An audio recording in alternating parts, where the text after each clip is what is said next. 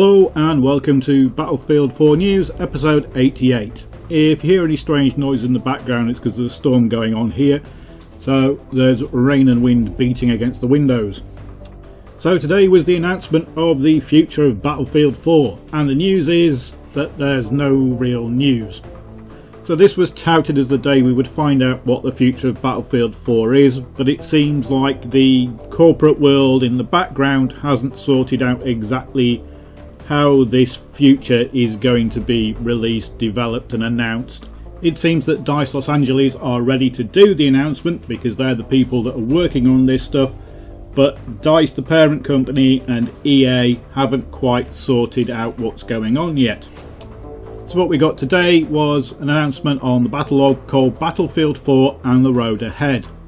It has without a doubt been a thrilling year for Battlefield 4. We've deployed several expansion packs, launched the community test environment and done several updates and tweaks to constantly improve the gameplay experience.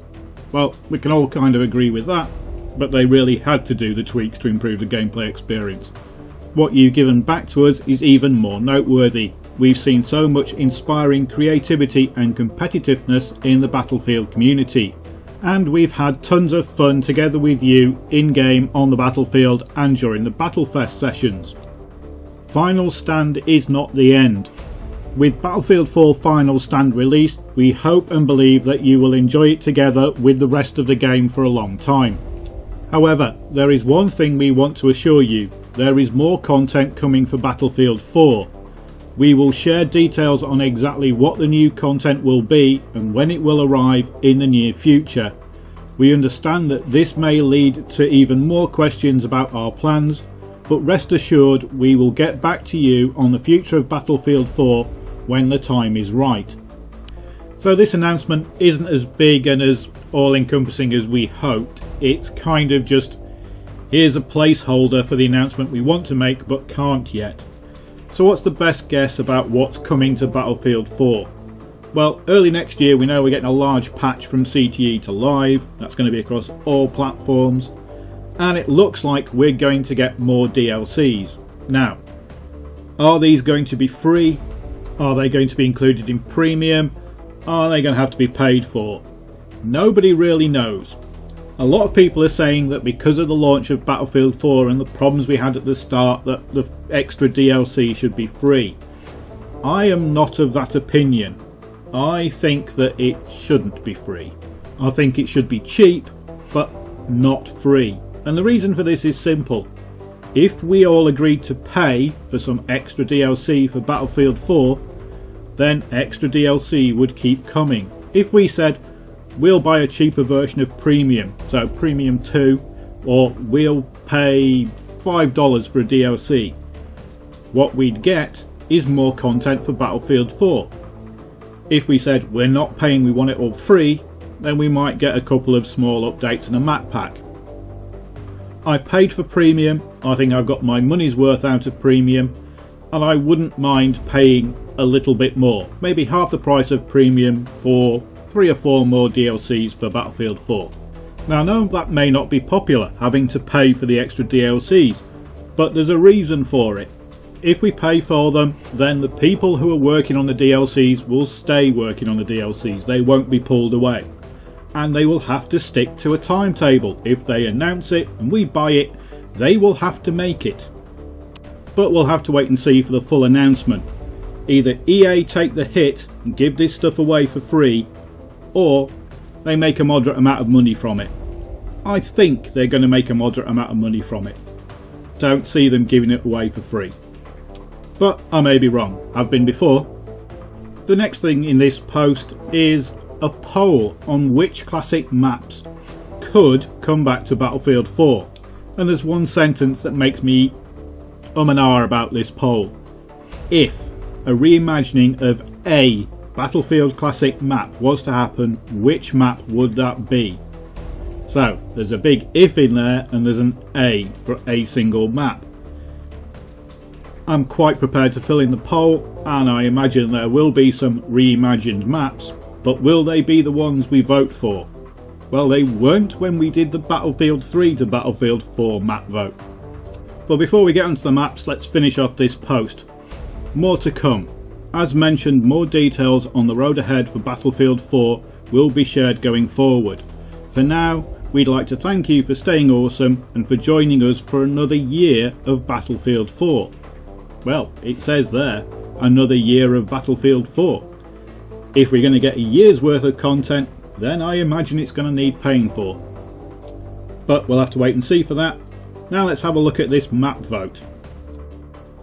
So this map vote goes through all the major Battlefield and Bad Company titles and all their DLCs, putting all the maps together and letting you vote for which ones you liked. Now, to be honest, I don't remember a lot of these maps, and I haven't played some of them because I didn't buy all the DLCs and add-ons. But for 1942, there are a few things I'd quite like to see. If we're going to go World War II, then we've got to have Berlin, we should have El Alamein, and we should have Omaha Beach. Those are pretty classic World War II situations and battles. For Battlefield Vietnam, I seem to remember that Operation Irving was a good map, but I'm not exactly sure why. I think it was helicopters.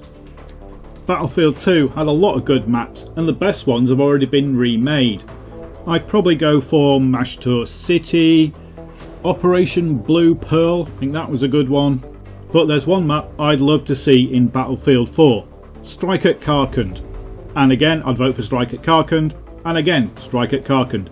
If I could vote for this millions of times, I would vote for it millions of times. It's one of the best maps in any Battlefield game. 2142, well, there's no real map that makes me think, wow, that was great in 2142, I'd like to see it back. Titan mode has already come back, and that was kind of the major thing. And it's the same with the original Bad Company. Nothing in Bad Company really makes me think, wow, that was a great map for Battlefield 4. In Bad Company 2, it would be Valparaiso. I think that was the one with the lighthouse on it. I always used to love that map. And in Battlefield Bad Company 2, it would be Khao Sun Temple, which I think was the good one in that as well. Now in Battlefield 3, I'm going to go for some surprising choices, because Strike at Karkand, even though it was in Battlefield 3, isn't on this list because it was in the Battlefield 2 list. So, which maps from Battlefield 3 would I bring back? I would bring back Nansha Canals. Not only was it a good conquest map, it was a brilliant deathmatch map. You wouldn't need Metro and lockers, you could play Nansha Canals deathmatch and it was great. And I would bring back a map that not a lot of people would vote for, Epicenter. I thought this was a brilliant little urban map. Battlefield 4 is lacking a lot of urban maps, and it's also lacking good close range maps. We've got lockers and Metro, and people pile into those, but they're so dull and boring and predictable, and you've got the same choke points.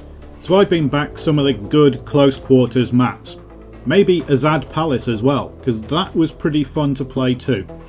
A lot of the Battlefield 3 maps already have their Battlefield 4 equivalents or stylized versions of, so let's go for something a bit different from Battlefield 3. But Strike at Karkand, have I mentioned that? What I actually think we'll get from Battlefield 3 is Seine Crossing, because that was quite a good map, but it's no Strike at Karkand. So the link for the vote is going to be in the description, and that's really it for this episode of Battlefield 4 News. The news is they didn't really announce any news. So we don't know what's coming, and we don't know if we're going to have to pay for it. But I guess we'll find out soon. But in a way, I'm hoping for extremes. Either a full year of DLCs that we've got to pay for, or a few bits and pieces that are free and are a nice sign-off. But not something wishy-washy in between. Thanks for watching, and go vote for Strike at Karkand.